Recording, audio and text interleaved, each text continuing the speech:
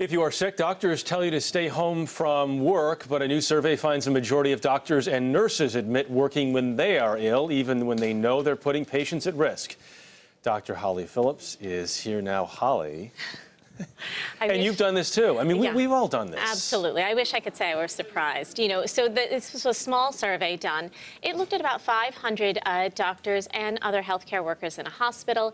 80% of them said they had worked sick, even though 93% of them said they knew they were putting patients at risk by doing so. You thought that 80% number was even low. I did. I really felt like straight through my training, straight through working in hospitals or any healthcare setting, people are really reluctant to take time off. And one of the real focuses of the study was why.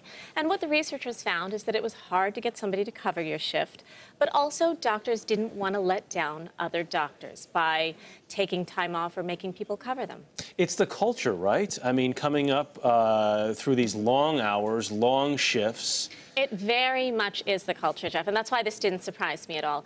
Medicine is one where pushing through both physical and mental challenges straight through the training is worn as a badge of honor. So the sense of martyrdom, where you're working even though you're sick, is actually admired instead of looked down upon. But perhaps that really should change. We shouldn't be putting people at risk. Yeah, which is not to say it's the best thing to do. It's just that you have to understand you might get sick from your doctor just like you might get sick from anybody else. I also want to talk to you about this heart health study that is out that was kind of interesting because it lists these 5 different things you can do to really maintain that good heart health? It's true. There's been a lot of focus right now on heart failure because it's a top cause of hospitalization. And for people over 65, the numbers of people experiencing heart failure are growing. So now researchers are really looking at what are some simple lifestyle steps we can take to prevent it.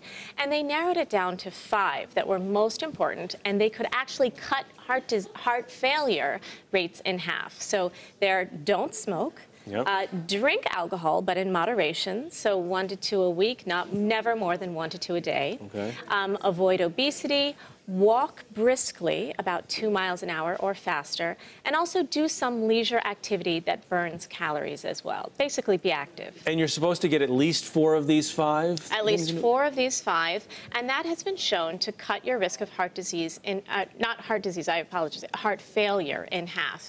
And one of the really interesting focuses of the study was they wanted to see if the various diets made a difference, right? Whether the American Heart Association diet or the DASH diet or some of the other dietary modifications we could make would cut the risk of heart failure. But really, it was about these 5 lifestyle factors. I mean, all seemingly common sense stuff, but it's stuff that we still forget and don't pay attention to. Right. It's something we should just keep in the forefront of our mind so that we don't forget. Yep. Okay, Holly Phillips, thanks very much.